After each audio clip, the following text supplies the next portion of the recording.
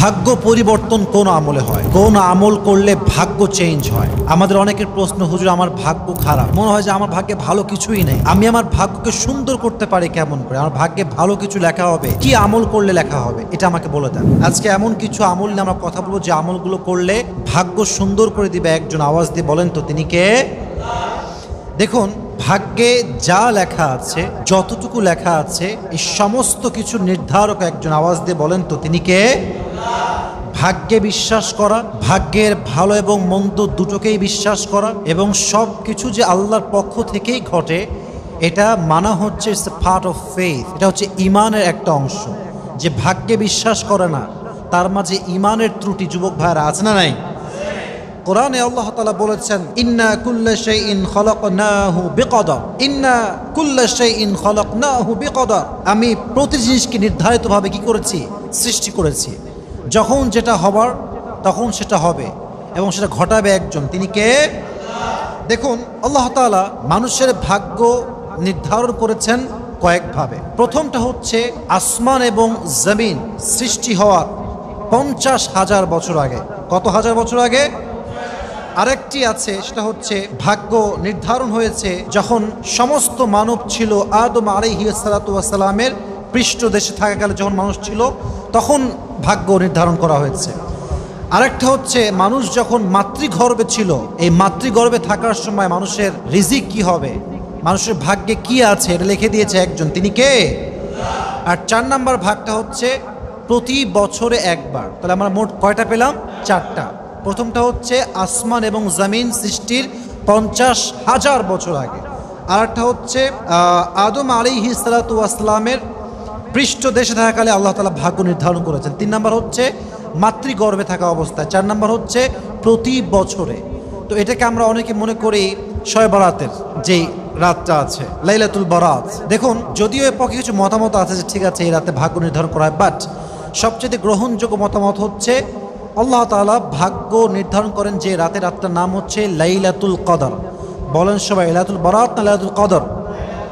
লাইলাতুল কদর। কোরআনে এটার দলিলও আছে, ইন্না আনজালনাহু ফি লাইলাতুল কদর ওয়া মা আদরাকা মা লাইলাতুল কদর লাইলাতুল কদরি খায়রুম মিন আলফি শাহর। এটা হচ্ছে সেই রাত যেই রাত আল্লাহ তাআলা কোরআন নাযিল করেছে, এবং ফিহা ইউফরাকু কুল্লু আমরিন হাকিম। এই যে সূরাটা, ইন্না আনজালনাহু ফি লাইলাতিন মুবারাকা ইন্না কুন্না মুনযিরিন, আমি কোরআনটা নাযিল করেছি একটি বরকতপূর্ণ রাতে। এই যে বরকতপূর্ণ রাত, এই বরকতপূর্ণ রাতটাই হচ্ছে লাইলাতুল বরাত অনেকে বলে, আর বেশিরভাগ মতামত এই রাতটা হচ্ছে লাইলাতুল কদর। তাহলে বোঝা গেল ভাগ্য নির্ধারণ হয় এটা কি বরাত নাকি কদর? কদরে। আল্লাহ তাআলা আমাদেরকে বোঝার তৌফিক দান করুক। সকলে আমরা পড়ছি আমিন। ভাগ্য পরিবর্তন অনেকগুলো আমল আছে। প্রথম আমলটা হচ্ছে সারা বছর ঈমান এবং তাকওয়ার চর্চা করা। যার ঈমান পুরো বছর ঠিকঠাক থাকবে, তাকওয়া ঠিকঠাক থাকবে, তার ভাগ্য সুন্দর করে দিবে একজন। আওয়াজ দিয়ে বলেন তো তিনি কে? তাহলে 1 নাম্বার হচ্ছে অবশ্যই ঈমান এবং তাকওয়ার চর্চা করতে হবে। 2, যদি ভাগ্যকে সুন্দর করতে চান অবশ্যই আপনাকে বেশি বেশি ইস্তেগফার পাঠ করতে হবে। সকলেই পড়েন আস্তাগফিরুল্লাহ। যে ব্যক্তি বেশি বেশি ইস্তেগফার পাঠ করে তার রিজিকে আল্লাহ বরকত দান করেন, তার বিপদ থেকে আল্লাহ রক্ষা করেন, এবং তাকে আল্লাহ তাআলা ভাগ্যে সুন্দর কিছু লিখে দেয়। সুবহানাল্লাহ পড়বেন না সবাই? এই জন্য কোরআনে আসছে, ইস্তাগফিরু রাব্বাকুম ইন্নাহু কানা গফফারা, তোমরা তোমাদের রবের কাছে ক্ষমা প্রার্থনা করো কারণ তিনি ক্ষমাশীল। অতএব আমরা বেশি বেশি ইস্তেগফার পাঠ করবো তো ইনশাআল্লাহ।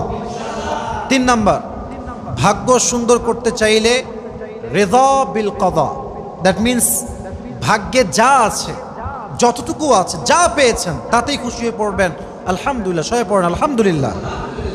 এতে করে কি ফায়দা হবে? লাইন শাকারতুম লাযীদান্নাকুম, যে তার ভাগ্যে যা আছে ততটুকু যদি সে সন্তুষ্ট হয়ে যায়, আল্লাহ তার নিয়ামতকে আরো ডবল করে দেয়, আরো বাড়ায় দেয়। পড়েন সুবহানাল্লাহ। তাহলে আমরা সকলেই যা আছে ভাগ্যে এতেই পড়বো আলহামদুলিল্লাহ। সকলেই পড়েন আলহামদুলিল্লাহ। 4 নাম্বার, বেশি বেশি দান সাদকা করা। দান সাদকা করলে কি হয়? আল্লাহ তাআলা বিপদ দূর করে দেয়, বালাই থেকে মুক্তি দান করে, পাশাপাশি রিজিকে বরকত দান করে, সম্পদে বরকত দান করে, ভাগ্যে ভালো কিছু লেখা হয়। সুবহানাল্লাহ পড়বেন না আপনারা সবাই? এই জন্য আল্লাহ তাআলা আমাদেরকে দান করতে মোটিভেট করেছেন। অতএব আমরা যদি ভাগ্যে সুন্দর কিছু চাই, আমরা বেশি বেশি দান করবো। রাজি আছেন তো ইনশাআল্লাহ? 5 নাম্বার, ভাগ্য পরিবর্তন করতে চাইলে দোয়া করতে হবে বেশি বেশি। দোয়া, হাদিসে আসছে আত-তাকদীরু লা ইয়ারুদ ইল্লা দুআ। ভাগ্য পরিবর্তন হয় না কখনো, বাট যদি ভাগ্য কেউ পরিবর্তন করতে চায় একটাই মাধ্যম দোয়া। দোয়া দিয়ে বান্দা তার ভাগ্যকে পরিবর্তন করতে পারে। সুবহানাল্লাহ পড়ার সময়। তাহলে এই দোয়া দিয়ে আমরা ভাগ্যকে পরিবর্তন করার ট্রাই করবো ইনশাআল্লাহ। 6 নাম্বার, শেষ আমল এটা। কেউ যদি ভাগ্যের পরিবর্তন চায়, রিজিকে বরকত চায়, আত্মীয়তার সম্পর্ক ভালো রাখতে হবে। হাদিসে আসছে যদি কেউ তার রিজিকে বরকত চায়, মান সাররাহু আইয়ুবসাতা ফি রিজকিহি আও ইয়ানসা লাহু ফি আথরিহি ফালইয়াসিল রাহিমা। যদি কেউ তার রিজিকে বরকত চায় এবং সে চায় তার আয়ু বৃদ্ধি পাক, তার হায়াত বৃদ্ধি পাক, সে যদি আত্মীয়র সঙ্গে ভালো সম্পর্ক বজায় রাখে, নানা মামা খালা খালু সবার সাথে, আর তার ভাগ্য পরিবর্তন করবে, তার হায়াতকে বাড়ায় দেবে। সকলেই পড়েন সুবহানাল্লাহ। আল্লাহ তাআলা আমাদের সবাইকে ভাগ্যের এই 6টি আমল বেশি বেশি করার তৌফিক দান করুন। সকলেই পড়েন আমিন।